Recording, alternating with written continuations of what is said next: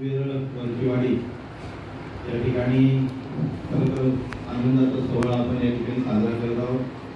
गेली कित्येक वर्ष आपले जे स्वप्न होते त्या प्रत्यक्षात साक्षात येते म्हणजे उठवत आहे.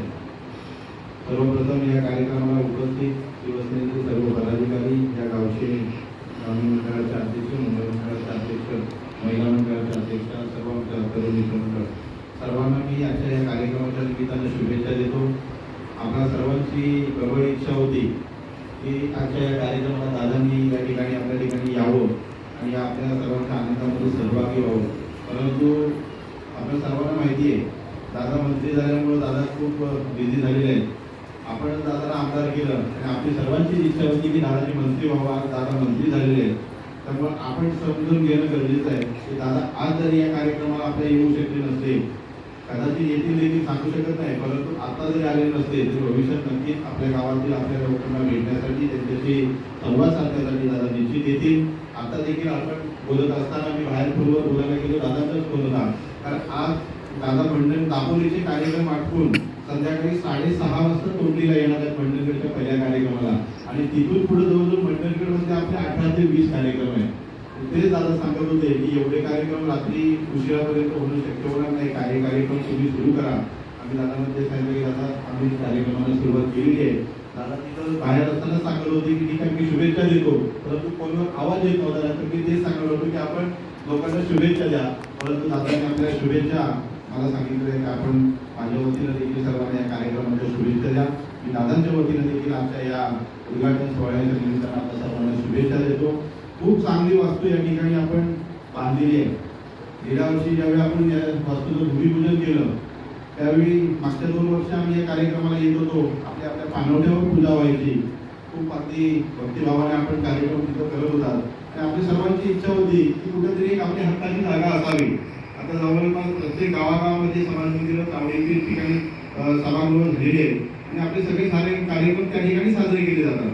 फक्त उणी होती आपल्याच गावाची की आम्हाला त्या ठिकाणी सभागृह मिळावं. दादांकडे मागणी केल्यानंतर दादाने आपल्याला सभागृह मंजूर करून दिलं आणि त्या जागेचं आज या इमारतीमध्ये रूपांतर झालेलं आहे आणि तिथं लोकार्पण झालेलं आहे. निश्चितच हे सर्व श्रेय हे तुमच्या सर्वांचं आहे. सर्वांच्या एकीचं हे बळ आहे आणि जर का एकी नसती, सर्वांचं जर एकजूट नसती तर निश्चितच गावाच्या मध्यवर्ती मोक्याच्या ठिकाणी अशी जागा मिळणं देखील शक्य झालं नसतं. ज्यांनी जी जागा दिली असेल, त्यांची जागा असेल, त्यांचं देखील फार मोठं योगदान असेल. त्यांचं देखील आपण या कार्यक्रमाच्या निमित्तानं आभार मानले पाहिजेत. या ठिकाणी कामं करत असताना पाकाड्याची कामं देखील आपण मंजूर केलेली होती. ही जी पाकाडी झाली ती देखील झाली.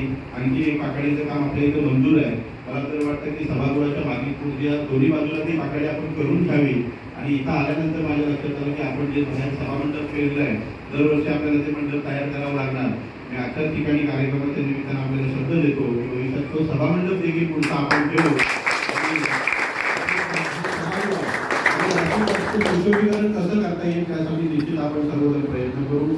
आपण सर्वजण दादांच्या पाठीशी, शिवसेनेच्या पाठीशी ज्या तत्परतेने आहात, निश्चितच आमची देखील जबाबदारी आहे की अशा लोकांच्या पाठीशी, अशा गावांच्या विकास कामांसाठी आपण देखील शिवसेना म्हणून हातभार लावणं हे आपल्या सर्वांचं कर्तव्य आहे.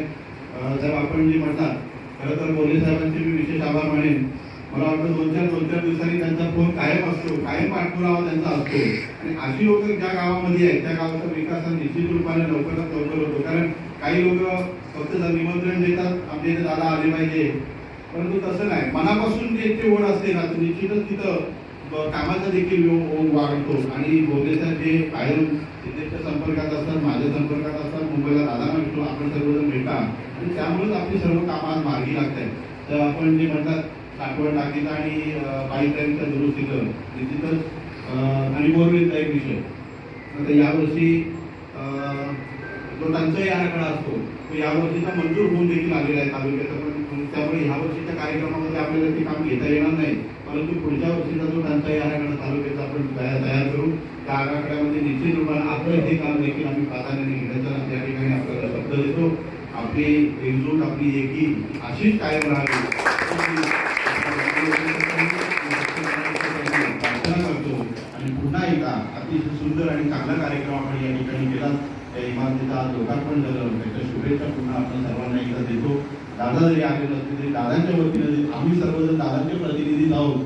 आपण दादा ज्यावेळी मंत्री झाले त्यावेळी दादांनी सांगितलेलं आहे की तुम्ही मला आमदार केलात, आज मंत्री केलात, आज माझा प्रत्येक शिवसैनिक हा मंत्री झाला, तुम्ही प्रत्येक शिवसैनिकांमध्ये दादाला पाहायचं आहे. त्यामुळे आज दादा इथं उपस्थित आहे असं समजून आपण त्यांच्या शुभेच्छा स्वीकाराव्या.